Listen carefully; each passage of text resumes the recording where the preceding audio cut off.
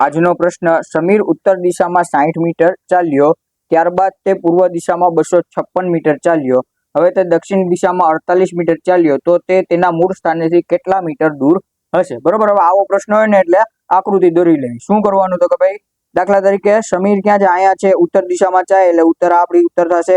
કેટલો ચાલ્યો? તો કે ભાઈ ઉત્તર દિશામાં 60 મીટર જેટલું ચાલ્યો. અંદાજિત કરી લેવાનું. બરોબર. પછી એ શું કીધું? પૂર્વ દિશા. તો ઉત્તર આ થઈ, નીચેની દક્ષિણ, જમણી બાજુ કઈ થશે? પૂર્વ, અને ડાબી બાજુ પશ્ચિમ.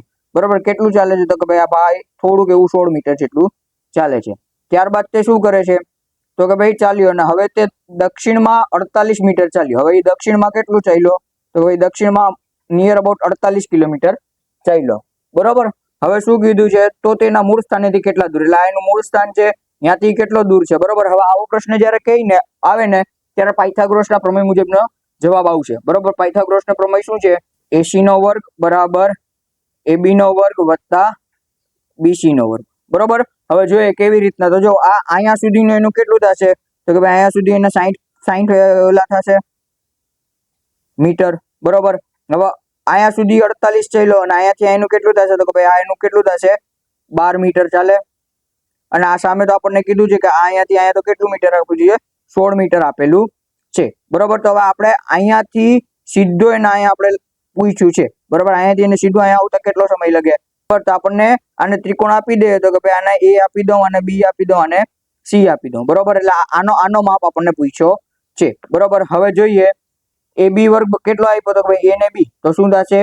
16 નો વર્ગ વત્તા BC એટલે 12 નો વર્ગ. બરોબર. શું થશે? 16 નો વર્ગ થશે 256 વત્તા 12 નો વર્ગ 144. બંનેનો સરવાળો કરીએ તો 6 ને 4 10 ની 0 વધી પડી 1, 5 ને 4 9 ને 1 10 ની 0 વધી પડી 1, 2 ને 1 3 ને 1 4 એટલે કેટલો આવ્યો? 400. કેટલો આવ્યો? AC વર્ગ બરાબર 400. આનો વર્ગ દૂર કરવા માટે સામેની તરફ જાય તો વર્ગમૂળમાં આવે, તો AC બરાબર શું થશે?